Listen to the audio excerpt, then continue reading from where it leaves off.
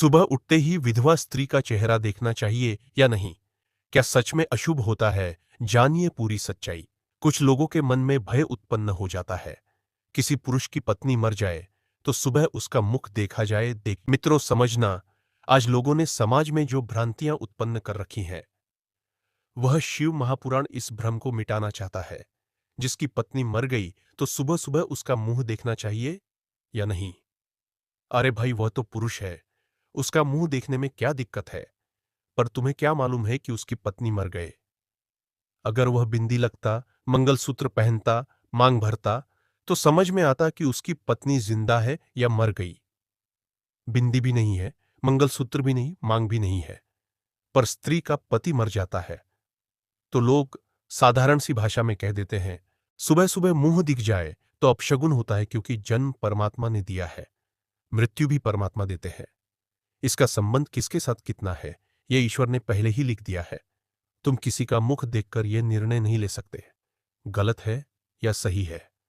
यदि मित्रों, इस प्रकार से सुबह सुबह मुख देखने की यह अपशगुन शगुन होता, तो मेरे राम जी महाराज, उनके पिताजी दशरथ जी भी स्वर्ग सिधार गए थे, तो उनकी 3 पत्नी विधवा हो गई थी।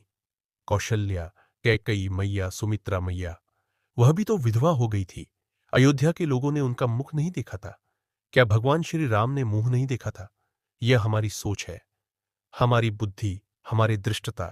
मैं आपसे निवेदन करूंगा, पापी को पाप नजर आता है, कपटी को कपट नजर आता है, बेईमान को बेईमानी नजर आता है, और धर्मात्मा को धर्म नजर आता है, पुण्यात्मा को पुण्य नजर आता है। जिसकी जैसी सोच रहती है, सामने वाला व्यक्ति उसको वैसा ही नजर आता है। अगर मान लिया पति मर भी गया, पर पत्नी को परमात्मा ने जीवित रखा है। क्यों रखा है? कि जाने वाला तक चला गया। परंतु पत्नी जितना दान करेगी, भजन करेगी, पुण्य करेगी, भगवान का स्मरण करेगी, जैसे मित्रों पति नौकरी करता है और नौकरी करते करते मर जाता है, तो पत्नी को आधी तनख्वाह आती है।